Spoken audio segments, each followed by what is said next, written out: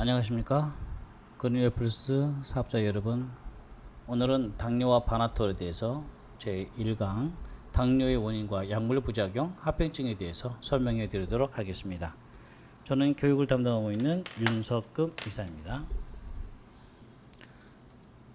당뇨병은 약 없이도 나올 수 있습니다. 영양요법 충분히 쓰고요. 혈관을 개선하게 되면 반드시 당뇨도 조절되어지고 치료되게 되어 있습니다. 그래서 너무 염려하지 마시고요. 혈당 조절을 위해 약을 복용하는 것이 아니라 바나톨과 적극적인 영양요법을 활용해서 당뇨를 극복할 수 있습니다. 당뇨병이란 결국은 혈관 속에 있는 당이 세포 속으로 들어가지 못하고 혈관에 계속 남아있는 상태를 말하고요. 이렇게 남아있는 혈관이 결국은 모세 혈관들을 지속적으로 손상하게 되고요. 혈관 손상이 일어나게 됩니다. 혈관 손상이 일어나게 되면 이제 혈관병이 유발하게 되는 건데요. 어떤 원인에 의해서든지 일단은 포도당이 세포 속으로 이행을 못하는 게 문제입니다. 결국은 포도당이 흡수돼서 들어오면 체내에 있는 포도당들이 인슐린을 통해서 세포 속으로 이행을 해야 됩니다.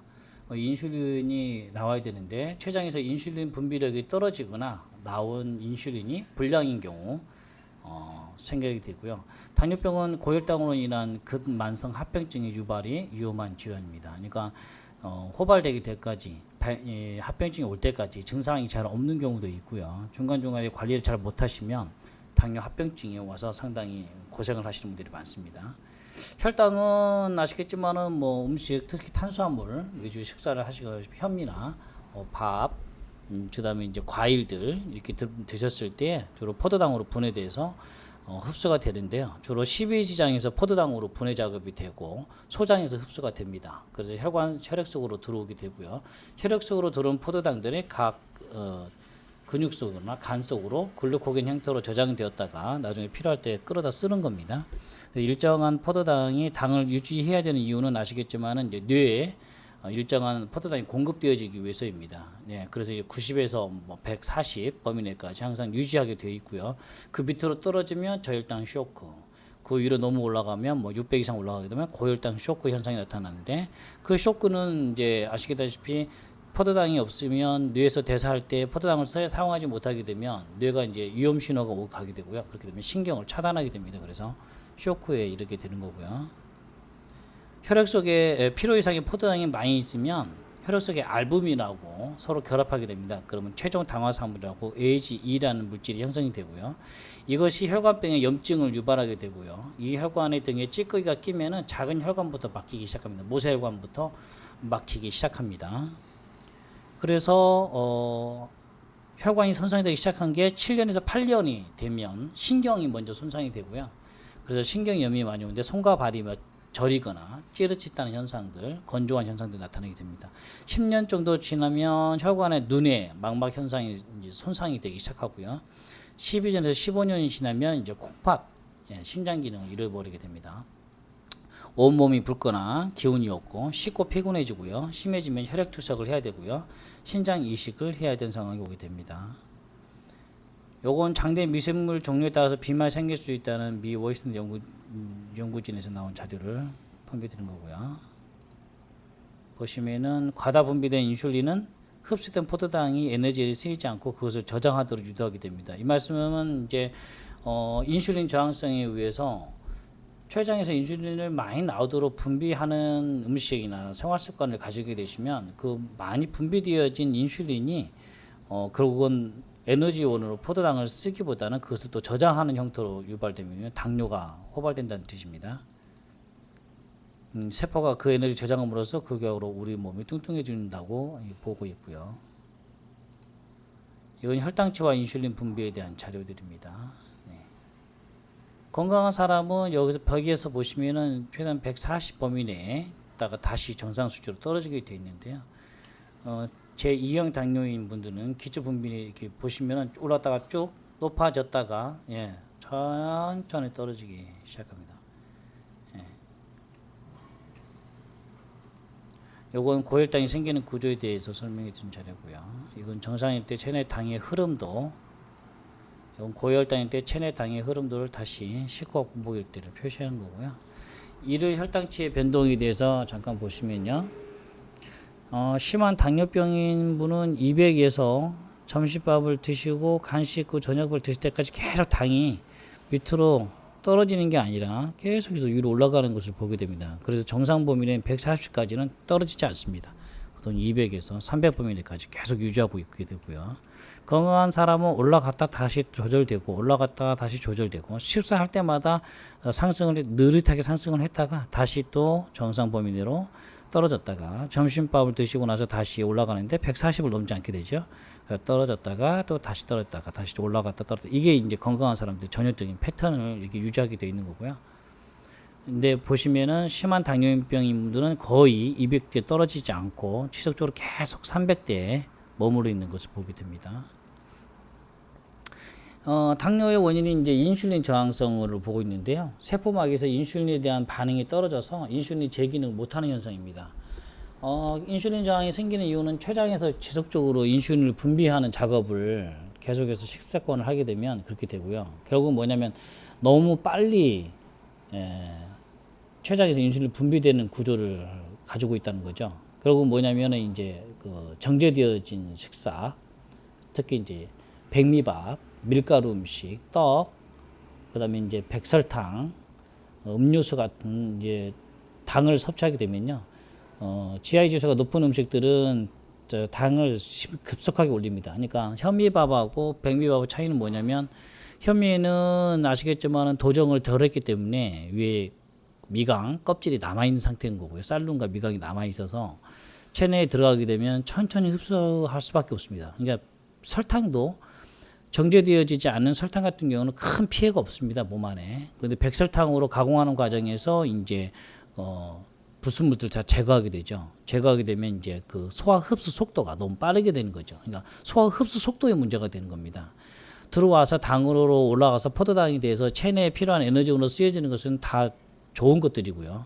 기본적인 다 그렇게 좋은 반응들을 하는 건데 그걸 가공하게 되어지면 올라가는 당이 속도가 급격하게 흡수가 되기 때문에 그러면 급속하게 당이 올라왔기 때문에 췌장에서도 인슐린을 급격하게 분비해야 되는 건데 이게 매일매일 반복된다는 게 문제죠. 어쩌다 한 번씩 올라가는 음식을 먹었다 해서 문제가 되지도 않습니다. 뭐 수박이 GI 지수가 높아서 문제가 되지만 수박을 매일 먹는 분은 흔치 않으시고요. 계절에 따라서 여름철에만 드시지 뭐 겨울에도 한겨울에도 매일매일 수박을 드시는 분은 없습니다. 사람이 먹을 수 있는 한계가 있기 때문에요. 수박을 먹어도 적당큼 먹게 되면 그다음부터 못 먹습니다. 몸 안에서 차단시키는, 몸 안에서 더 이상 못 들어오게 식욕을 차단하는 기전을 가지고 있기 때문에요. 조절점에 이르게 되어 있는데 이렇게 가공되어져 있는 것들은 몸 안에 들어와서 흡수 속도가 너무 빠르기 때문에 췌장에서 인슐린을 분비하는 속도를 너무 높이죠. 그러다 보니까 이제 췌장이 이제 피곤해지는 겁니다. 이게 이제 하루 이틀이 아니고 이제 2년, 5년, 10년 이렇게 지나는 식습관을 가지게 되면 췌장이 지치게 되고요. 그러면은 인슐린 분비력을 잃어버리거나 인슐린 자체가 불량인 경우가 생기게 되고요. 그렇게 되면 세포가 세포 속으로 받아들여야 되는 그 당이, 포도당이 들어오지 못하게 되는 상태가 되고, 그럼 혈관 속으로 오랫동안 포도당들이 남아있게 됩니다. 그렇게 되면 그게 이제 소변으로 나올 때 당뇨가 되는 거고요. 문제는 뭐냐면 이 당들이 말초 혈관들에 계속해서 염증을 일으킬 뿐만 아니라 혈행 흐름도 너무 느리게 만들고요. 혈행 흐름을 느리게 만들면 결국은 압박이 세지게 되고요. 압박이 세지게 되면 혈관 유입벽이 찢어지게 됩니다. 그러면 또 거기에 대한 손상이 됐기 때문에 콜레스테롤 수치를 높여서 간에서 콜레스테롤을 만드는데 정상적으로 만들어내서 이제 손상된 부위를 복구하는데 쓰여지게 되는데 모든 말초 혈관 부위에서의 이러한 그 탁해진 그리고 혈행 순환이 느려지고 염증이 계속 유발되어지면 그 부분에 손상된 부위를 치료하기 위해서 간에서 콜레스테롤을 더 많이 만들게 되고요. 그것들이 결국은 재료를 통해서 그걸 막게 되는 거거든요. 염증을 치료하게 되는 용도로 쓰이기도 하고요. 그렇게 되면 이제 혈관의 유벽이 딱딱해지고 점점점 폭이 넓어지게 되고요. 혈행 흐름은 더 느려지게 되고 경화가 일어나기 시작하는 겁니다. 이건 이제 인슐린하고 글루카곤이 나오게 된 췌장에서 이제 분비하게 되는데요. 베타 세포에서 인슐린이 나오고 알파 세포에서 글루카곤이 나와서 베타 세포에서 만들어진 인슐린은 혈당을 떨어뜨리는 기능을 가지고 있습니다. 그러니까 당을 세포 속으로 이행시키는 기전을 가지고 있는 거고요. 알파 세포에서 만들어진 글루카곤은 혈당을 높이는 기전을 가지고 있습니다. 그래서 조절점을 이루게 되어 있죠. 그러니까 90 이하로 떨어지지 않도록, 그리고 140 이하로 올라가지 않도록 시스템이 정해져 있는 겁니다. 이렇게 만들어져 있는 거죠. 그래서 글루카곤의 능력이 떨어질 정도로 너무 급격하게 당이 떨어지면 이제 저혈당 쇼크가 오는 거고요. 올라간 당이 흡수되도록 인슐린이 정상적인 역할을 못해서 고혈당이 됐을 때 고혈당 쇼크가 오기도 하고요. 지속적으로 그것이 반복되어지게 되면 말초 모세 혈관들이 손상이 일어나게 됩니다. 혈관병입니다. 저희가 이제 당뇨와 이제 보통 이제 바나톨하고 코큐텐, 멀티비타민, 효소까지 해서 혈관병을 치료하기 위해 쓰는데요. 보통은 혈관이 개선되지 않으면 혈관병은 치료되지 않습니다. 혈관병을 치료하기 위해서는 반드시 당이 혈관 쪽에 남아있지 않고 세포 속으로 이행하는 작업을 반드시 해줘야 되고요. 그렇게 해서 포도당들이 혈관 속에 더 이상 남아있지 않도록 하는 게 중요합니다. 당뇨의 원인은 지금까지 이제 알려져 있는 건 이제 비만, 약물 남용, 잦은 임신이라든가 큰 외상, 사고를 당했을 거고요. 강한 스트레스를 받았을 경우에도 유전적 요인이 보통 30에서 70%가 됩니다. 그래서 이제 보통의 이제 할아버지 때에 있던 병이 이제 호발되는 경우가 많습니다. 그래서 이제 말초 혈관병이 진행됐을 때 어떤 형태라든 간에 그게 무엇으로 호발되냐, 어떤 병으로 호발되느냐는 보통 조상님 거, 할아버지나 할머니, 엄마나 아빠, 아버지 거나 어머니 것을 주로 따라가는데 주로 어머니, 모친 계열을 많이 따라가게 되고요. 그렇게 됐을 때 당뇨로 말초 혈관병이 진행됐는데 당뇨가 있었으면 당뇨로, 고혈압이 있었으면 고혈압으로, 고지혈증이 있었으면 고지혈증으로, 심근경색이면 심근경색으로, 뇌졸중이면 뇌졸중 형태로 나타나는 겁니다. 여러 통풍도 마찬가지고요. 유전적 소인을 갖는다는 경우는 뭐냐면 결국은 말초 혈관병이 똑같은 시스관을 가지고 계시기 때문에 말초 혈관병이 진행되었으면 반드시 호발돼야 되냐, 어느 것으로 호발됐거냐, 이것은 이제 부모님 세대 것을 따라간다는 겁니다. 왜냐면 거기에 그 부위에 약점을 가지고 있기 때문에 그 부위로 호발되는 거고요. 그리고 당대사가 안 된다 그러면 당뇨로 가시는 거고, 혈압이 조절이 안 된다 그러면 고혈압으로 호발되시는 거죠. 근데 다 말초 혈관병입니다. 혈관이 개선되지 않는 이상은 이 병은 치료되지가 않습니다. 당뇨병 인지율은 뭐냐면요, 본인이 당뇨인지를 모르고 사시는 분이 70.7%고 모른다가 29.3%, 안다가 70.7%인데요. 보통 50% 정도는 본인이 당뇨인지를 모르고 인지하지 못하는 경우이고, 왜냐면은 이게 당뇨병이 그 증상 좀 이따 나올 건데요. 3가지 증상이 있는데 다 있는 게 아닙니다. 증상이 또 뭐 다음, 다뇨, 다식, 이게 이제 주로 나타나는 증상들인데요. 50% 정도 되는 당뇨병 환자분들은 본인이 그 당뇨인지를 모르고 계시는 경우가 상당히 높습니다. 그러다 보니까 이제 합병증이 진행된 후에나 아니면 이제 그 건강검진 받았을 때 그때 당이 있다는 사실을 알게 되는 경우가 많습니다. 근데 불행한 건 뭐냐면 이제 합병증이 이미 눈 쪽으로라든가 신장 쪽으로 온 상태에서 본인이 당뇨가 오랫동안 지속됐다는 사실을 아시는 경우가 좀 안 좋은 경우죠. 당뇨병은 지금 뭐 급격하게 늘고 있습니다. 2010년도에 이제 201만 9천 명은 나오는데요. 2015년에는 251만 5천 명이 당뇨병 진료를 받으셨고요. 이 20대, 30대에서도 지금 늘고 있습니다. 지금 제가 이제 보기로도 상당히 좀 늘고 있고요. 이건 식습관하고 관련이 상당히 높은 것 같습니다. 왜냐하면 지금 거의 다 정제되어진 음식들로 식사를 주로 하고 있고요. 거칠어진 음식들은 거의 지금 먹고 있지 않거든요. 그러다 보니까 젊은 세대의 모세혈관 검사를 해보게 되면 상당히 심각한 수준입니다. 이분들은 이제 생로병사 비밀에서 당뇨병 식습관을 고쳐라에서 나오는 이제 화면인데요. 연속 혈당 관찰 결과를 보시면요, 우리 김경장 씨, 박인영 씨, 안영수 씨가 있는데 당뇨병 진단 받으시면 보시면 공복 혈당이 206 나오셨잖아요. 상당히 좀 높으신 편입니다. 이게 점심 식사 후에 302까지 올라가시고요. 그것도 밑으로 보시면 떨어지지 않는 걸 보실 수 있습니다. 정상 수치의 범위 내까지는 하루 내내 떨어지지 않는 거고요. 한식을 섭취하시는 우리 박인영 씨 사례를 보시면 공복 혈당이 109셨지 않습니까? 그리고 178까지. 그러니까 점심 식사 후에 2시 정도 지났을 때, 2시간 정도 지났을 때 178까지 나오지만 다시 운동을 하게 되면 정상 범위 내로 떨어지는 걸 볼 수 있습니다. 보통은 탄수화물 과다 섭취해도 217, 뭐 194, 19가 이렇게 있다가 다시 조절점에 이르고 이렇게 해야 되는데 당뇨병으로 진단을 받으셔서 이미 말초 혈관병이 상당 기간 지속되신 분들은 보시기에 아시겠지만 206, 300이 떨어지지 않습니다. 예, 고혈당을 지속적으로 유지하고 있는 그게 되는 거고요. 식후 혈당이 300에서 400까지 올라가는 경우도 있습니다. 이건 혈당 독성이라고 그러죠. 아까 말씀드린 그 당이 혈관 속에 계속 남아 있을 때 당독성을 일으키고요. 아까 AG 최종 당화산물도 생기지만 그 당 자체가 또 염증을 상당히 많이 일으킵니다. 그렇기 때문에 혈당 독성이 심해지게 되는 거고요. 여기는 이제 합병증과 관계된 부분인데요. 뇌신경마비, 경등맥, 혈관, 뇌경색, 망막 한백증. 아까 보시기 때문에 말초 혈관이 맨 먼저 나타나는 거는 현상은 이제 신경염증이 나타나기 시작합니다. 이제 발가락 끝이 따갑거나 아프시거나 간지럽거나 나중에 이제 신경병증이 오셔서 좀 시리기도 하는데 주로 메트포민 제1형 당뇨 약을 섭취하시는 분들 중에 많이 신경염이 옵니다. 왜냐하면 당뇨 약물 자체 메트포민 계열 약물들이 주로 신경염을 많이 유발시키기 때문에요. 왜냐하면 아시겠지만은 이제 좀 이따 나오겠지만은 비타민 B12를 신경 속에 제일 많은 비타민 B군이거든요. 비타민 B12가 감소되어서 신경에 염증이 많이 생깁니다. 당이 높아져서도 염증이 많이 생겨서 신경염이 오기도 하고요. 메트포민 약물을 복용해서도 또 신경염이 많이 옵니다. 그러니까 중첩되는 거죠. 혈관에 당이 많이 남아서 문제가 되는데 또 메트포민 약물 1차 약물을 먹기 시작하면 또 신경염증이 생기긴 하는데 그 이유는 비타민 B12를 떨어뜨리게 하는 기전을 가지고 있습니다. 메트포민 약물 자체가요. 제일 큰 이제 합병 중에 이제 위험한 것은 이제 콩팥병입니다.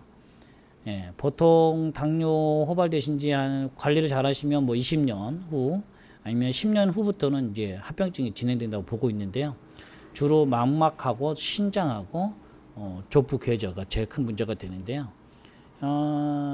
이제 뇌경색도 뭐 오기도 하고 이제 심근경색도 오기도 하는데 이제 제일 큰 문제는 이제 신장병으로 왔을 때는 상당히 위험한 상황이 될 수 있고요. 그렇게 심근경색이 오시거나 뇌경색 오는 경우도 많습니다. 다 거의 다 혈관병입니다. 망막증도 마찬가지고요. 설탕 중독이 불러오는 질병인데요. 성인 일 평균 당 섭취량이 한 61g 정도 되는 걸로 나와 있고요. 일일당 섭취 권장량이 우리가 50g으로 지금 WHO는 지금 잡고 있거든요. 근데 지금 우리가 얼마니까 61g이니까요. 설탕 그 자체만도 문제지만 아까 말씀대로 이제 정제 가공되어진 음식물들, 특히 밀가루 음식들, 빵이라든가 떡, 주식이죠 거의요. 현대인들의 주식이라 할 수 있는. 그다음에 백미밥, 이런 식사를 하시게 되면 혈중으로 포도당이 너무 많이 올라가게 됩니다. 그리고 또 당은 또 상당히 좀 중독성도 강해서요. 한번 맛들이기 시작하면 끊기 참 힘든 것 중 하나입니다.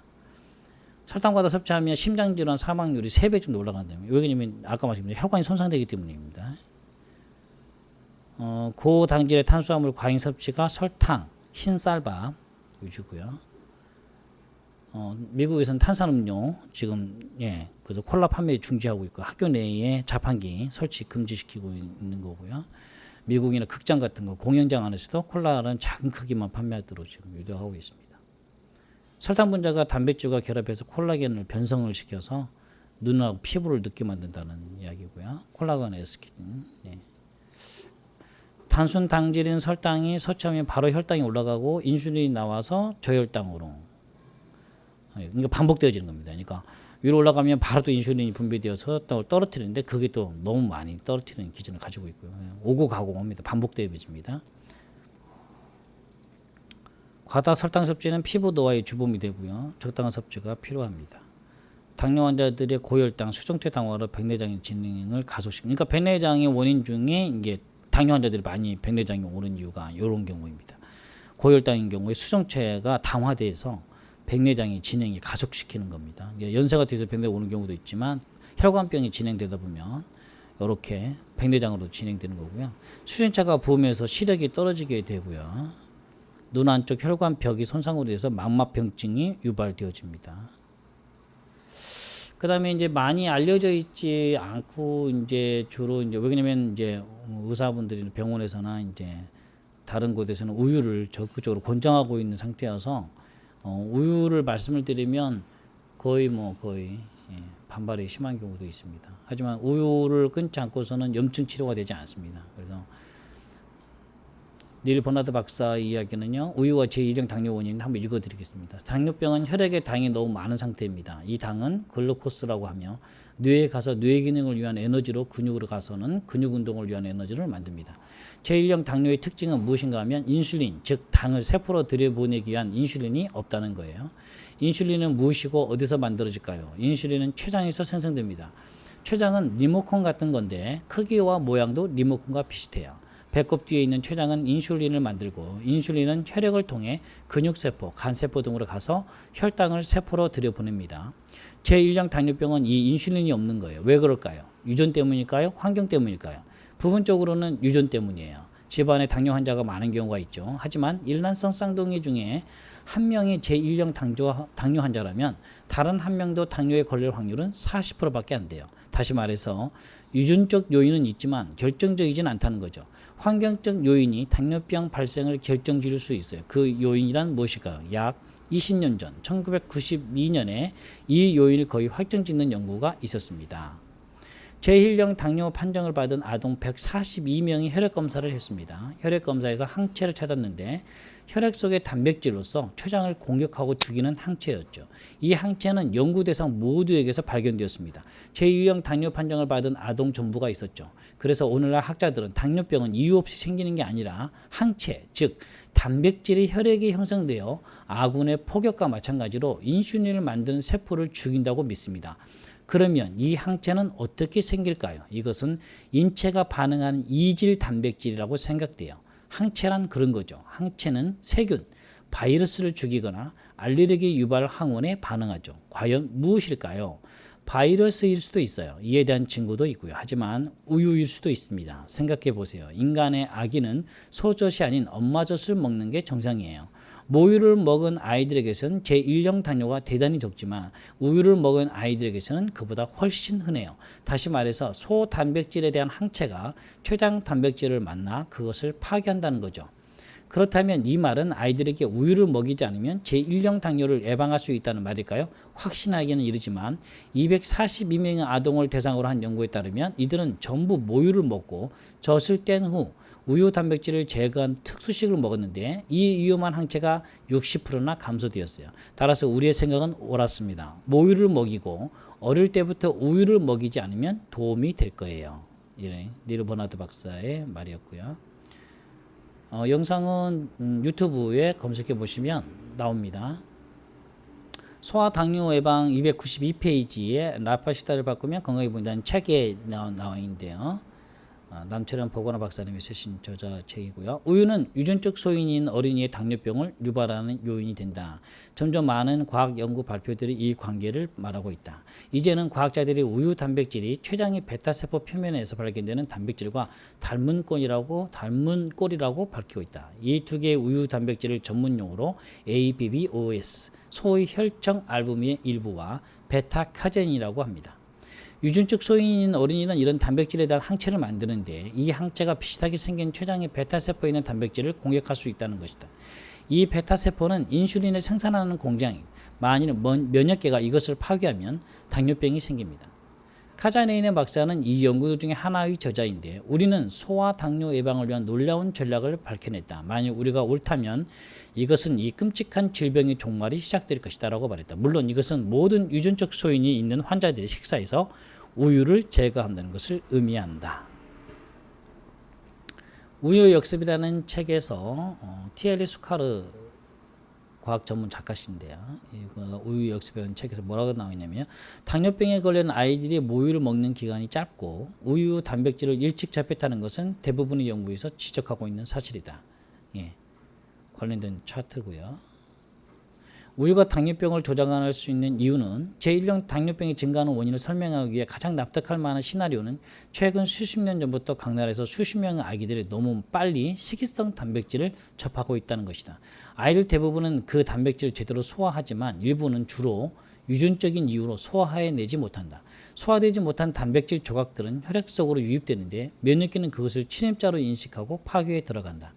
그런데 그 단백질의 일부가 인슐린을 만드는 췌장세포와 닮아 있는 까닭에 면역기는 착각하여 췌장세포까지 파괴해버린다. 그 결과 아이는 인슐린을 분비할 수 없게 되어 제1형 당뇨병에 걸리는 것이다. 그처럼 낯선 단백질을 제공할 수 있는 식품은 몇 가지가 있다. 곡류, 콩류, 특히 우유가 그에 해당하며 모두가 1만 년 전 신석기 시대의 농경이 시작되면서 나타난 식품들이다.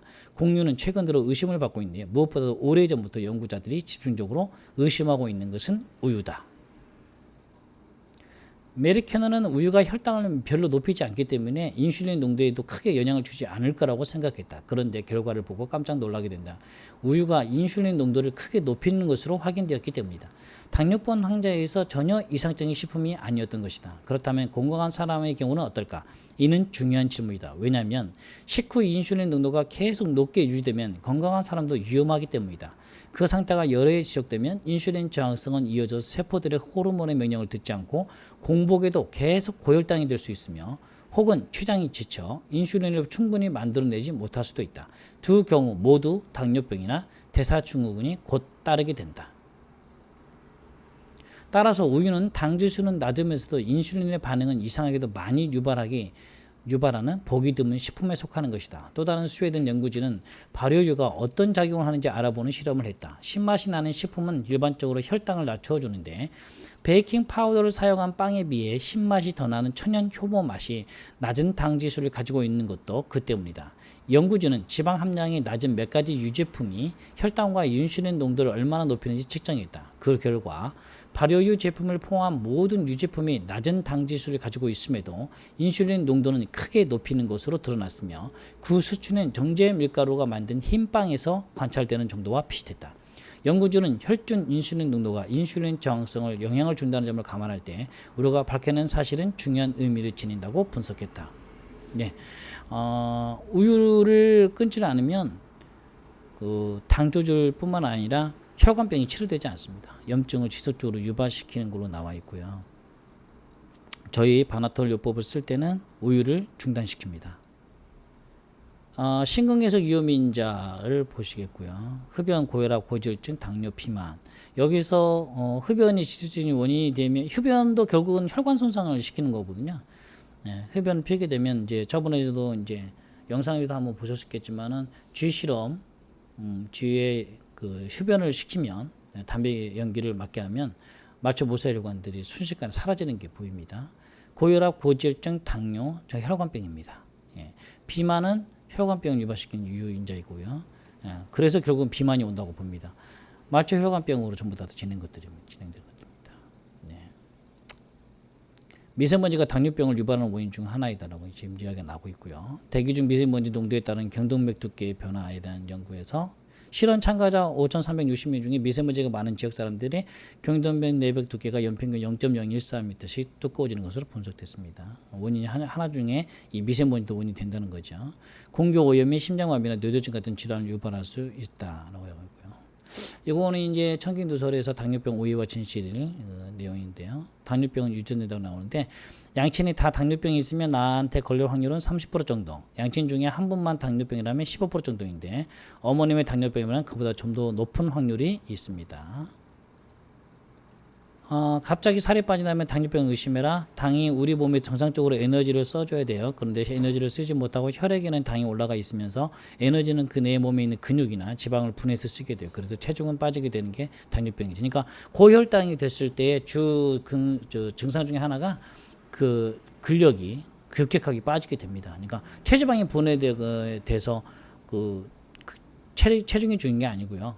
몸 안에 있는 근육이 있는 그 단백질을 끌어다 쓰게 되면 아미노산 형태를 변형해서 세포 속으로 이행시켜서 에너지로 만들어서 쓰게 됩니다. 그러니까 당대사가 안 된 반동 현상으로 몸이 생존하기 위해서 하는 작업이고요. 그래서 급격하게 살이 빠지신 분은 보통 고혈당, 400, 500 넘어가실 고혈당일 때 근육에서 살이 빠지게 됩니다.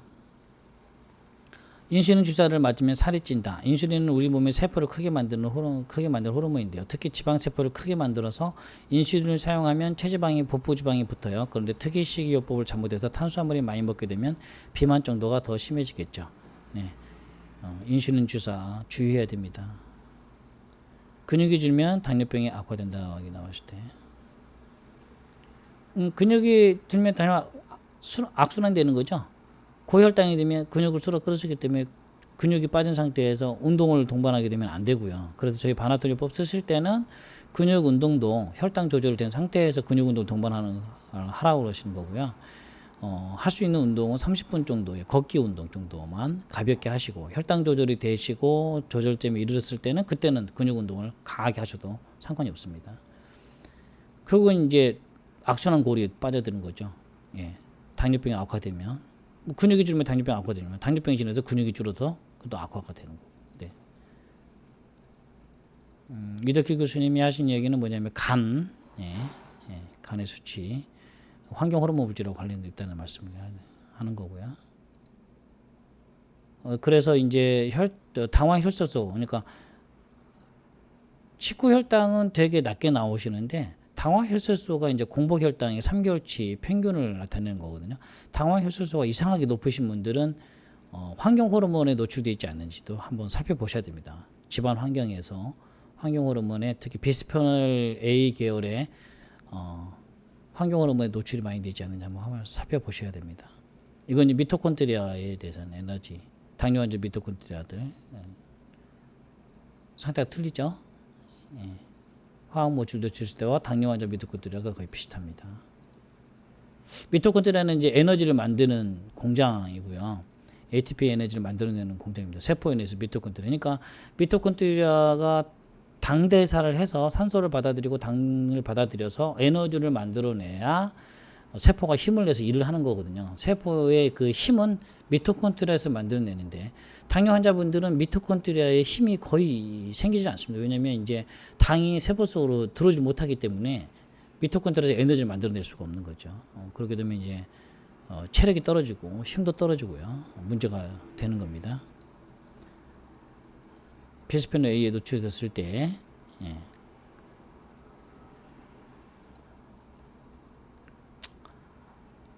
김영미 교수님은 이제 저농도의 화학물질에 오랫동안 노출되던 사람이 당뇨병에 걸릴 확률이 아주 높다고 말씀드리는 거고요.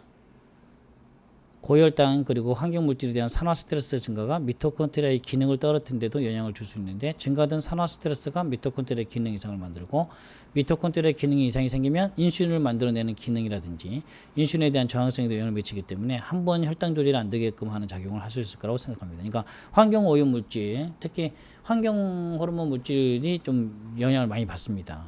그래서 그 부분도 주의하셔야 되고 이제 주로 일상용품은 플라스틱 용기 같은 거, 페트병, 물, 젖병, 영수증에도 있다가 나오고 이제 컵라면, 뭐 당뇨를 있으신 분들은 이제 컵라면 같은 건 안 드시겠죠.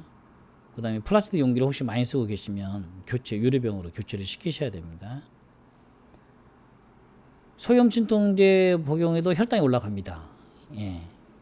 무릎 통증, 요통, 감기, 치질 등으로 빈번하게 소염 진통제를 사용하는 사람은 주의가 필요합니다. 장기 사용에 따른 폐해는 임상 현장에서 일상적으로 관찰되고 있습니다. 약 먹으면 안 된다. 아보도그루 교수가 한 얘기고요.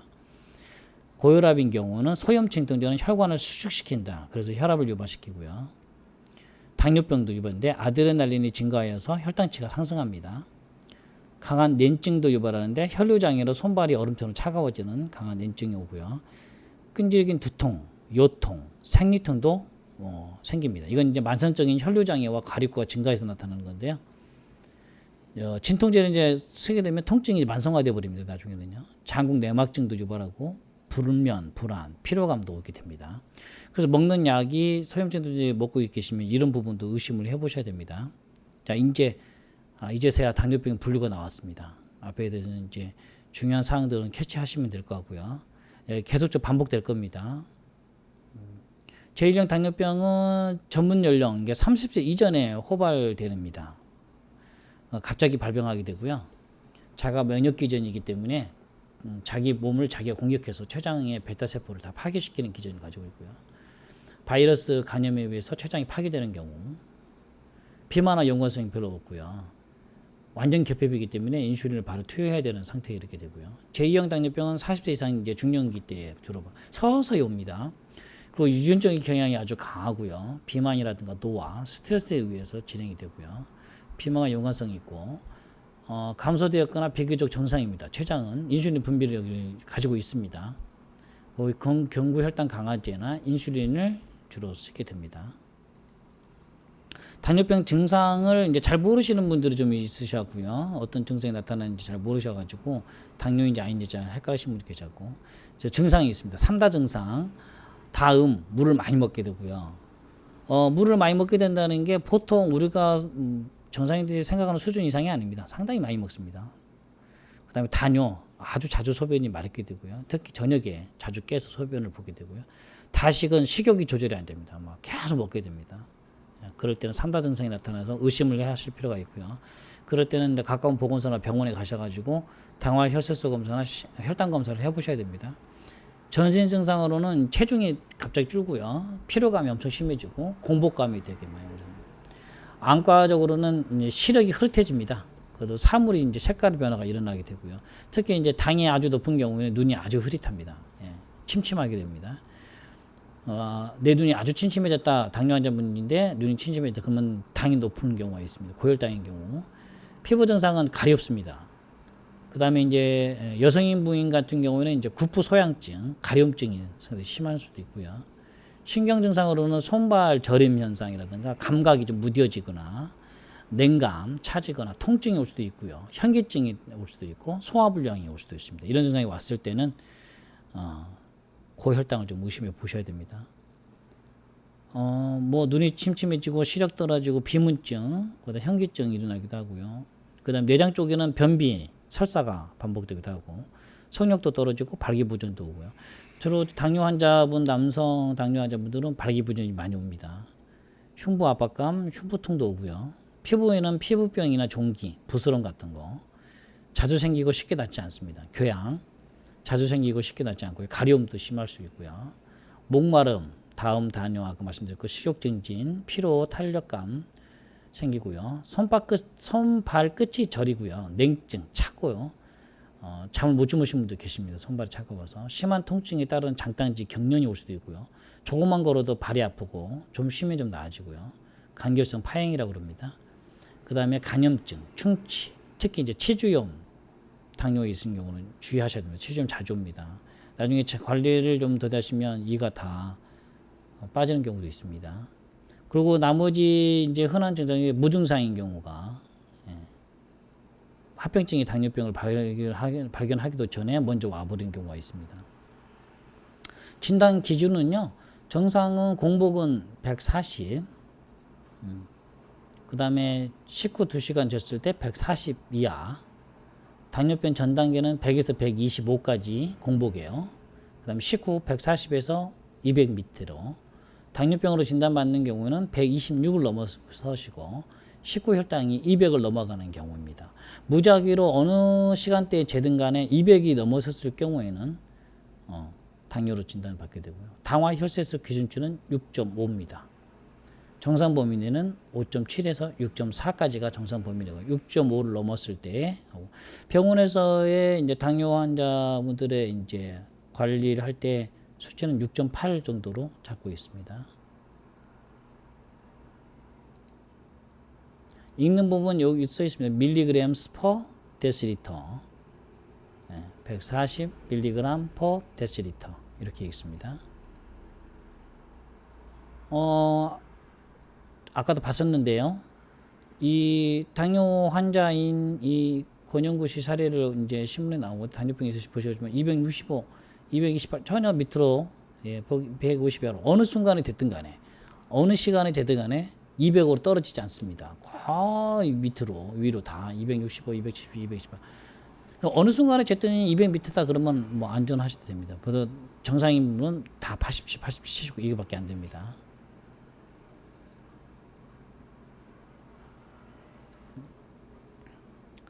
네, 정상 범위 내로 절대로 떨어지지 않고 보통 200 이상 어느 순간에 돼도 당이 200 이상을 유지하고 있다는 게 당뇨 환자분들의 특징이고요. 국내 당뇨병이 약 320만 명, 공복 혈당 장애까지 합치면 660만 명인데 다 합치면 한 900만 명 정도, 그러니까 1000만 명 정도로 좀 보고 있고요. 당뇨병이 증가하고 있습니다. 상당히. 당뇨병 환자 진료도 좀 137만 명까지 올라갔고요. 2010년 상당히 많이 올라가고 있습니다. 아까 합병증 보셨지만은 뇌경색, 뇌출혈, 심혈관 질환, 환자 비율이 상당히 높습니다. 예. 큰 위험 인자입니다. 이건 사망까지도 갈 수 있는 매우 위험한 질환이고요. 암도 많이 생깁니다. 당뇨병 환자분들이 주로 이제 보시겠지만 48명에 이르는 간암 비율이 상당히 높으시죠. 그 다음에 대장암, 그다음에 유암, 그 다음 폐암, 췌장암까지도 당뇨병 환자 유병률이 상당히 높습니다. 거의 한 50% 정도는 본인이 당뇨인지 모르는 경우가 많으시고요. 여기 보시면 사망 원인의 당뇨병이 21.5%로 나와 있는데요. 149명 암으로 나와 있는데 10만 명의 기준으로 따졌을 때 보시면은 보통 심장질환, 뇌혈관 질환, 뭐 당뇨, 고혈압성 질환 다 혈관병이거든요. 지금은 거의 뭐 혈관병으로 많이 사망을 한다 보시면 됩니다. 사망률도 지금 한국 OECD 평균보다 높게 나와 있고요. 이게 이제 대사증후군 결국 이제 마초 혈관병을 유발해서 나타나는 이제 음식, 비만, 스트레스 유전, 그 다음에 이제 저체중으로 태어났을 경우에 대사증후군 요소가 커지는데 다 혈전증, 고지혈증, 동맥경화증, 혈압, 당뇨, 고인슐린혈증 다 유발하는 혈관병입니다. 마초 혈관병 전부 다. 뭐 위험인자는 뭐 아시겠지만 뭐 유전 조성이 더 강한 거고요.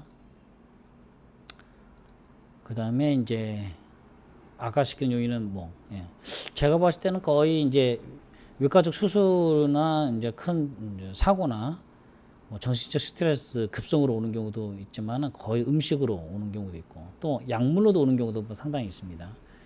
그 약물 복용했을 때 그게 당이 높여진 약물이 아닌지 특히 고혈압 있으신 분들은 고혈압 약물의 당을 높이는 기전이 있는지 없는지 확인을 해보셔야 됩니다. 당화 혈색소를 꼭 이제 3개월에 한 번씩은 해보시도록 유도를 하고 있고요. 혈액 내에서 산소를 운반하는 적혈구내의 헤모글로빈하고 이게 포도당하고 결합하는 겁니다. 이게 일정한 양이 정상인들도 다 결합을 하는데 이게 이제 정상적인 당화 혈색소 4에서 6% 범위 내에서 당화가 일어나는데 당뇨병 환자의 경우는 6.5를 넘어서는 거죠. 예. 그래서 이제 얼만큼 3개월 동안에 당화가 됐느냐 이것을 이제 검사하는 수치고요. 당화 혈색소 관리 상태를 보시면은 이제 보시면은 정상 범위를 보통 6% 120까지 나오시는 거죠. 합병증 위험이 낮은 것은 7%, 8%까지가 이제 180 정도 됐을 때는 합병증 위험이 낮습니다. 그 위험한 정도는 아니신데 이제 9% 넘어갔을 때는 보통이 공복 혈당이 210을 넘어간다는 이야기니까요. 합병증 위험이 상당히 높아집니다. 뭐 어떤 분이 14%까지 나오신 분도 봤어요. 공복 혈당인데요. 염증과 당뇨고요. 예. 아까 말씀 염증을 일으킵니다. 당들이요. 대사증후군과 인슐린 저항성에서 염증 반응은 핵심적인 역할을 하며 치료의 목표가 되었습니다. 그러니까 염증만 잡으면 혈관의 염증만 잡으면 상당한 말초 혈관병은 치료가 가능합니다. 비만은 저단계 염증 반응을 내는 겁니다. 항생제 과다 처방으로도 당뇨병 위험이 높일 수 있습니다. 그래서 항생제도 처방하실 때 주의하셔서 처방하셔야 돼요. 감기에는 항생제 처방 안 받으시는 게 좋고요. 원장님한테 말씀하시면은 약을 빼줍니다. 또 꼭 필요한 경우에 또 항생제 처방하는 경우가 있기 때문에 의사분하고 상담을 하셔야 되고요. 인위적으로 항생제 끊거나 그러지는 보시면 안 됩니다.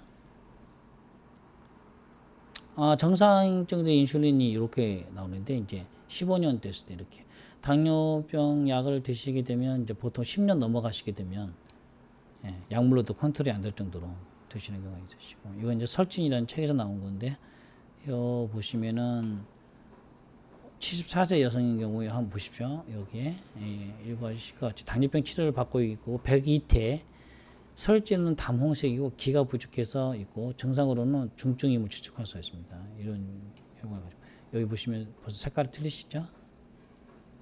모세혈관을 통해서 현미경을 통해서 당뇨가 있는지도 진단이 가능하고요.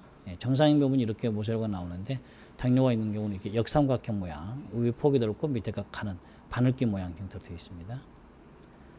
요거는 이제 적혈구 응집 현상인데요. 적혈구가 응집해서 다니는 경우입니다. 이렇게 보시면 떨어져 다녀야 되는데 이렇게 뭉쳐서 다니는 경우. 뇌인오르나 당뇨, 고지혈증 위험한이고 두뇌 질환 유발 가능성 있는 심장 혈관 질환입니다. 이거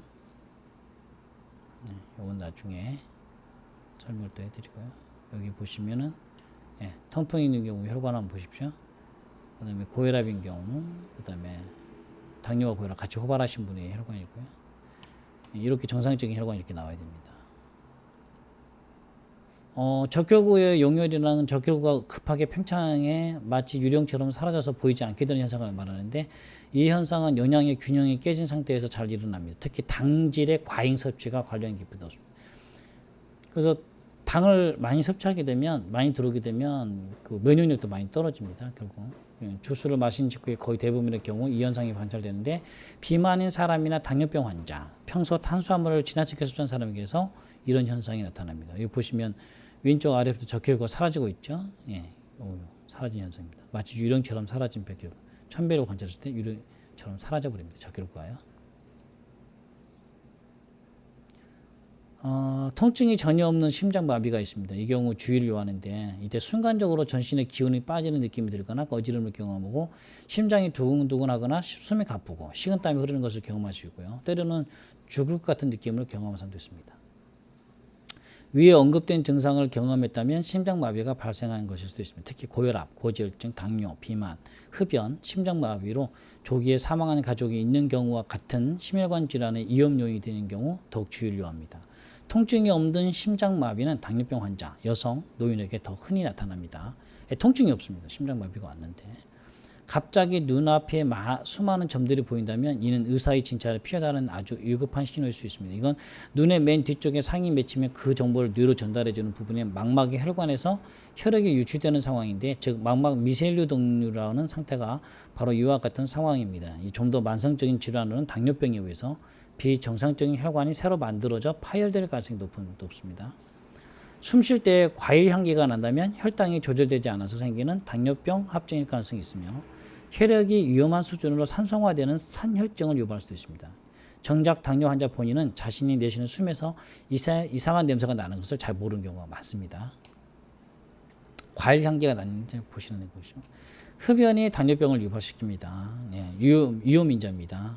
유발인자이기도 하고요. 그래서 당뇨 있으신 분들은 금주, 금연 선택이 아니라 필수는. 어떤 분은 금주 하라고 그러시니까 못 하겠다고, 저기 못 쓰겠다고. 왜냐면 담배 끊고 술 끊으라고 그러니까요. 근데 담배 끊고 술 끊는 건 뭐 당장 힘들더라도 관리를 하시면서 나중에 끊으셔야 됩니다. 이건 상당히 위험성이 크기 때문에 담배에 대한 유해성들이고요. 쥐가 단추를 들으면 니코틴을 공급받을 수 있는 장치를 이용해 중독성 실험을 한 달이 지나자 하루에 90번 단추를 눌러 니코틴을 스스로 주입했습니다. 이만큼 중독성이 아주 강하다는 얘기입니다. 담배는 상당히 중독성이 강합니다. 비알코올성 지방간이 당뇨를 유발한다고 정정인 교수님이 말씀하신 내용이고요. 이건 이제 약물요법 쓰시는 설폰 요소제. 요거는 췌장을 자극해서 인슐린 분비하는 촉진을 작업했습니다. 포도당을 합성을 차단하는 기전, 흡수를 지연하는 기전, 인슐린 반응성을 증가시키는 기전, 약물 기전들이고요. 췌장을 자극해서 인슐린 분비 촉진시키는 기전이고요. 인크레틴 활성을 증가시키는 거죠. 보통은 이제 메트포민 1차 약물을 투여하게 되고요. 그러고 났을 때 안 됐을 때, 조절이 안 되면 이제 2차 약물 복합 처방을 하게 됩니다. 보통 당뇨약은 10년 이상 지나시면 이제 약을 안 듣기 시작하시고요. 합병증이 급성 만성이 있는데요. 고혈당으로는 무증상인 거, 거울 불편하지 않습니다. 증상이 없습니다. 쇼크가 오기 전까지는 견딜만 합니다. 당뇨병 치료가 합병증 관리 초기 증상이 없어서 적응검진 필요하고 반드시 관리를 하셔야 됩니다. 갑자기 오는 경우가 있기 때문에. 다음에 이 강은 당뇨 합병증에 대해서 말씀을 해드리도록 하겠습니다. 감사합니다.